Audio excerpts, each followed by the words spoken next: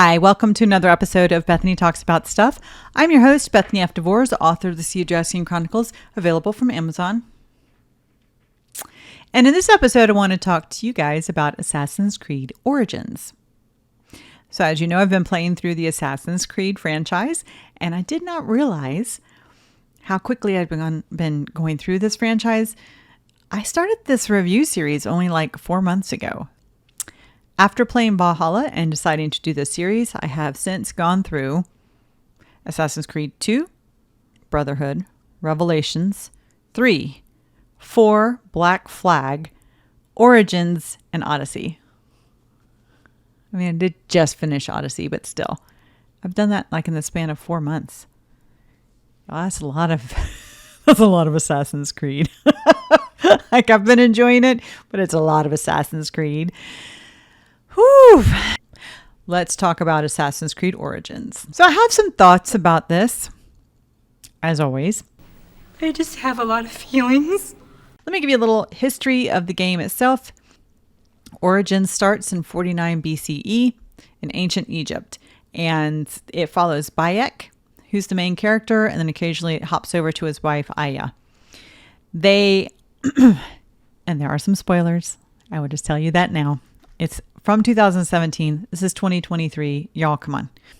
Bayek and Aya are trying to avenge the death of their son, who was killed during combat with the Masked Ones. It's very sad, actually. It was very sad. The idea is this is the origin of the Brotherhood of Assassins, and that the Masked Ones are basically the origins of the Templars, or they've been around, the Order of Ancients, whatever you want to call them now. I mean, it keeps changing. I'm really confused. I'm not going to lie. Bayek was a Magi, which was basically a bodyguard for the Pharaoh, and then also a protector of his town, his hometown of Siwa. So it was, I liked the setup, to be honest. It was interesting. This is a more open world RPG style game, unlike the more linear games of Assassin's Creed past. And I played Valhalla first, so whereas everybody was like, oh, this is different, for me it's almost like coming back to how I started. So I have a little bit of a different perspective than another player might. It was different. It was different. Let's talk about pros and cons. And I'm going to start on this video with my pros for no real reason. I think just because I wrote them down first. So, pros. Okay, so in my notes I wrote location, location, location. It was really well done in the game, and I did enjoy it. Some of the locations were just insanely beautiful, very pretty, really neat. I liked being able to climb to the top of a pyramid and then slide down the side.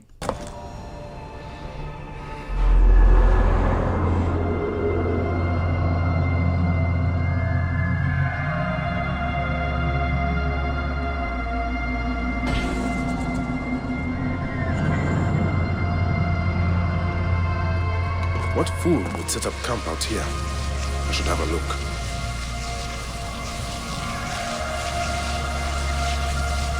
That was pretty cool. It was fun. I liked some of the treasure rooms and kind of dungeon-esque kind of places. I enjoyed all of that. Very nice. Location, location, location. It was good. The music was well done.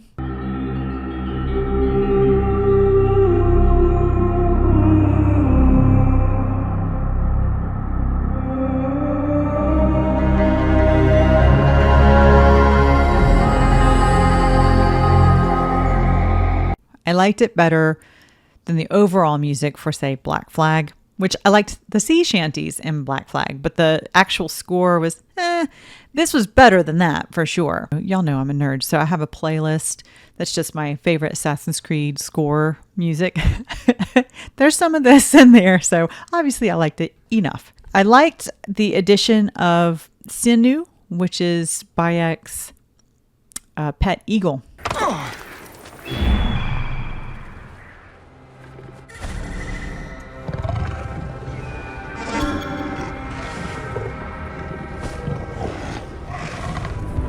This was a mechanic that was already in Valhalla. So when I first started playing it, I thought that was normal. but evidently it was not. And this is the first game in the franchise that had that mechanic where you have a pet bird and you can use them to scope out the area. And that is, I really like that. I really like that. In fact, when I went back and played the older games, I was like, where's my bird? Like, and I missed that. So that was a good game mechanic, and I enjoyed the relationship between him and his pet. It's nice. I'm a pet person.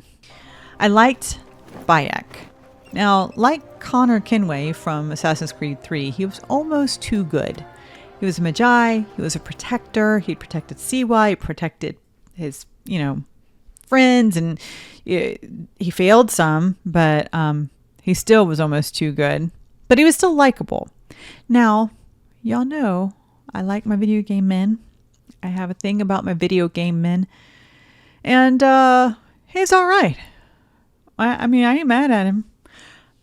But I did like how he looked at the beginning of the game. He had like hair and kind of like braids or dreads, and then he had a full beard.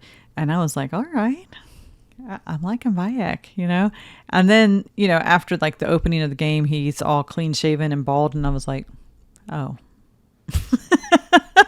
I mean, he was still okay, but it just wasn't my preference. I was like, all right. I still liked him. Alexios. He's my new favorite when it comes to appearances. I like him. Well, I don't know. Ezio will still always have my heart. Ezio. Anyway, I liked him when he still had all his hair, Bayek, but he shaved it off. It's fine. Still, he's a good character, and I like him. So he was a pro. Now let's get to the cons. And I got some. There are several things that really bothered me about this game.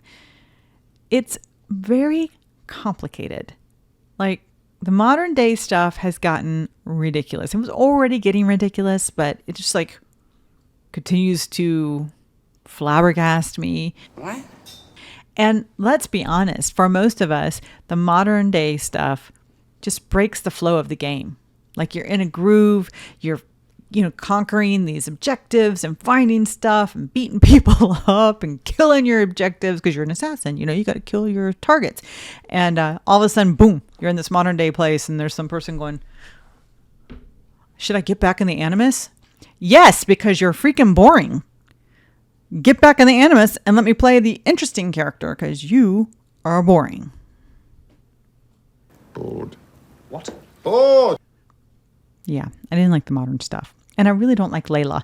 I never thought I would say this, but I like Desmond better. I miss Desmond. Origins was Ubisoft's first open world RPG Assassin's Creed game, right? And that was both a pro and a con. I like that format a lot. I played, Witcher 3 and Red Dead Redemption and Red Dead Redemption 2 and Valhalla. I like that format. And I like it for this game too, but it was a little directionless. At some point I felt like I don't know what I'm supposed to be doing.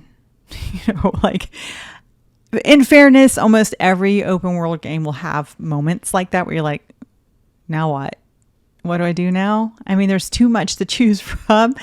I had more moments in Origins than normal with an RPG. For me, anyway. And that kind of frustrated me. I'm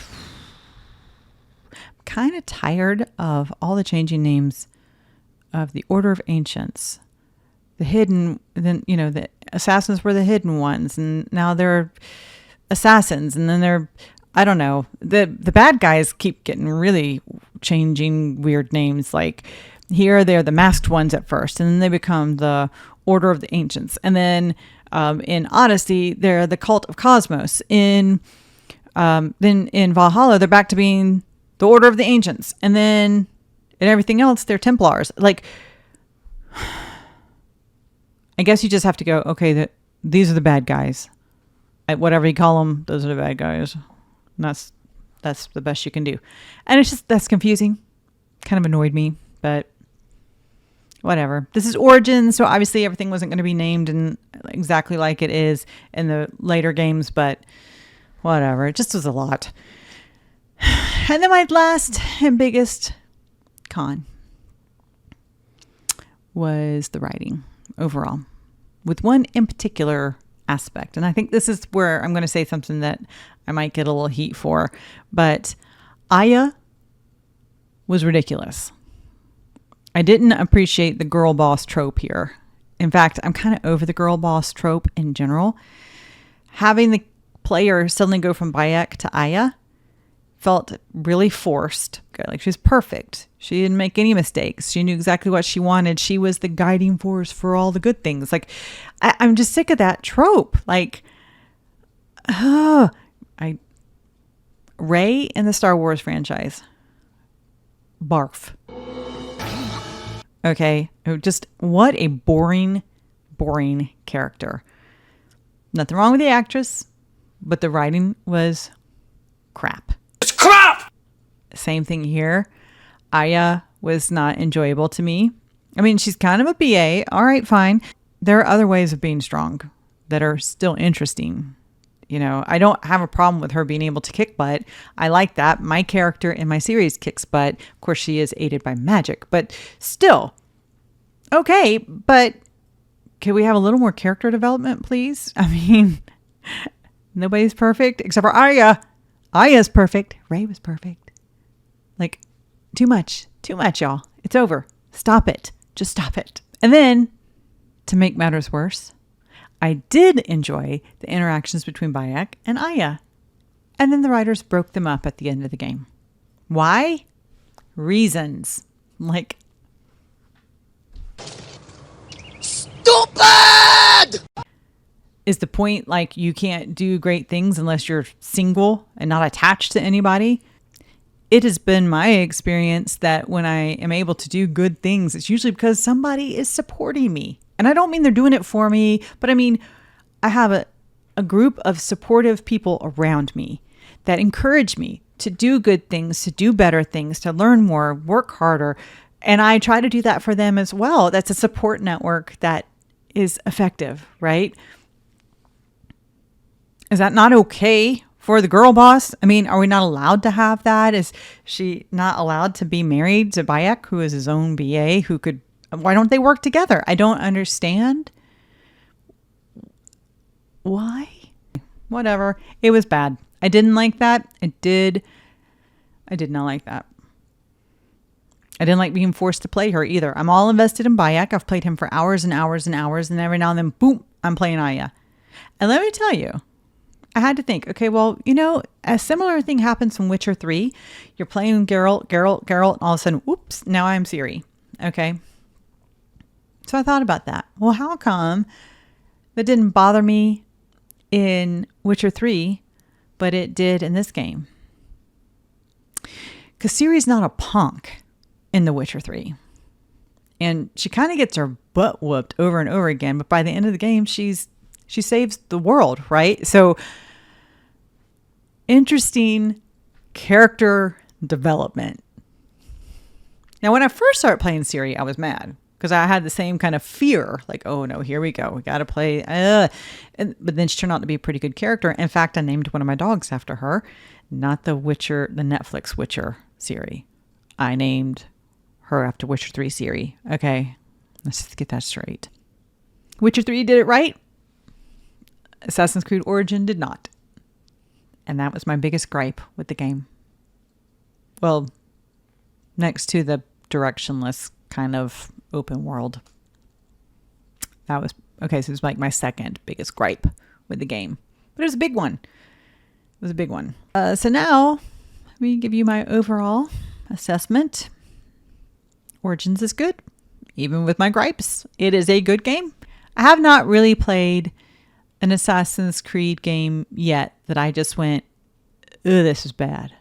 I mean, probably the closest was Revelations because I thought it was very disappointing the way it was handled, the way Ezio's exit was handled, and the fact that he turned into a wolf man between Brotherhood and Revelations, and it was only a span of like 7 years or something stupid like that. Who are you, Messere? Only the most interesting man in your life. Ah, che presuntuoso. Whatever.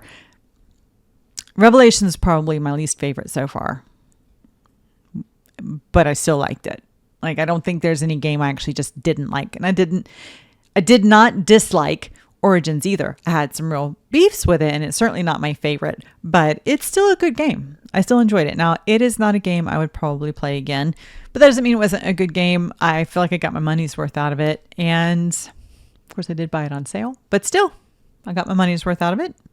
And that's that. And I'm interested to know your thoughts about these reviews about Origins. Did you like Origins? Am I being too hard on Aya? Like, I'm interested to see what you have to say about that.